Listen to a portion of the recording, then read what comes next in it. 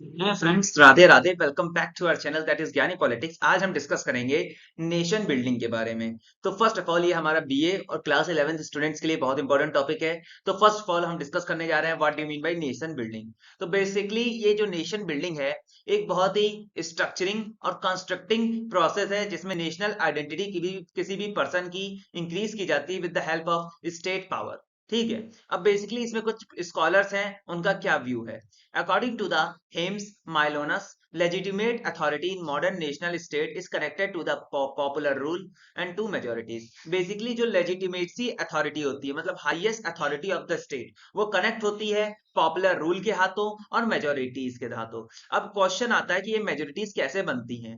Nation building एक ऐसा process है जिसमें किसी के स्टेट के अंदर majorities की फॉर्मेशन होती है। ठीक है। अब basically state elites employ three nation building process. अब जो स्टेट के अंदर जो इलाइट्स कमिटी रहती है वो बेसिकली तीन प्रोसेस में हेल्प करती है, accommodation, assimilation and exclusion. First of all अब हम डिस्कस करेंगे नेशन बिल्डर्स होते क्या है।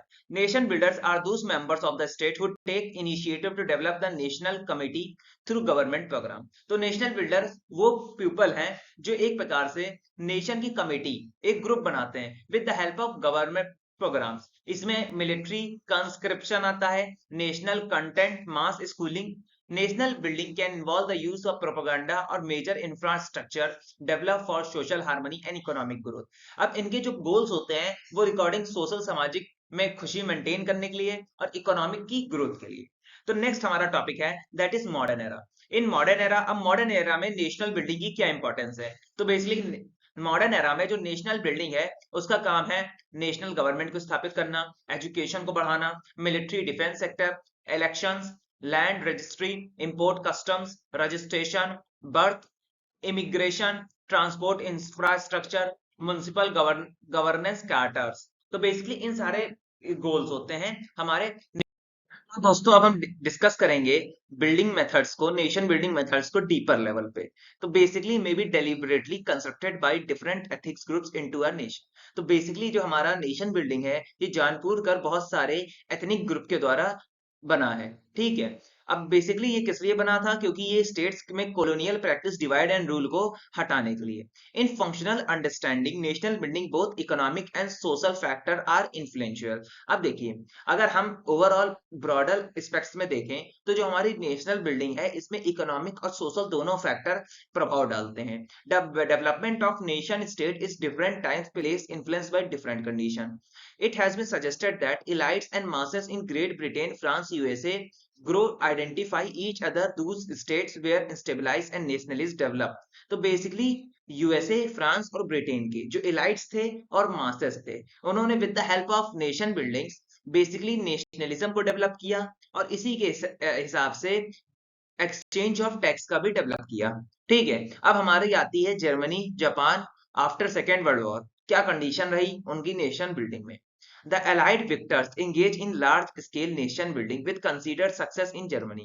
देखिए सेकेंड वर्ल्ड वॉर में जर्मनी हार गई थी, तो यहाँ पे जो एलाइड थे, एलाइड्स जो जीते थे उन्होंने लार्ज स्केल पे नेशन बिल्डिंग की जर्मनी में। The US, Britain, France operated.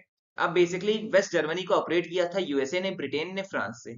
सर्वत Union operate a sector of East Germany, और ईस्ट जर्मनी पे राजा था सर्वत यूनियन का। ठीक है।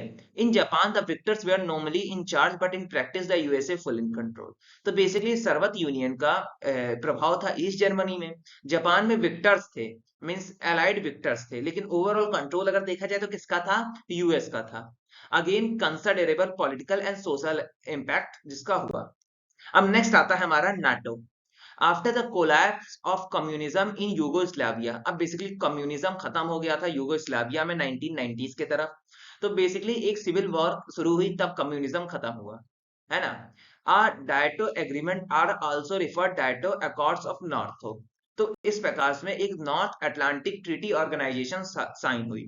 यूरोपियन यूनियन इंगेज थी in stopping the civil war, punishing criminals and operating national building programmes in Bosnia. अब बेसिकली इसने क्या किया, क्रिमिनल्स को पनिश किया, नेशनल बिल्डिंग प्रोग्राम बोस्निया और हेजोगोविया में शुरू किया और कोसोवोस में भी। ठीक है। तो दोस्तों यही था मेरा वीडियो रिगार्डिंग नेशन बिल्डिंग। अगर आपको कॉन्सेप्ट पसंद आया तो लाइक सब्सक्राइब शेयर कीजिएगा। एंड जय श्री राधे दोस्तों।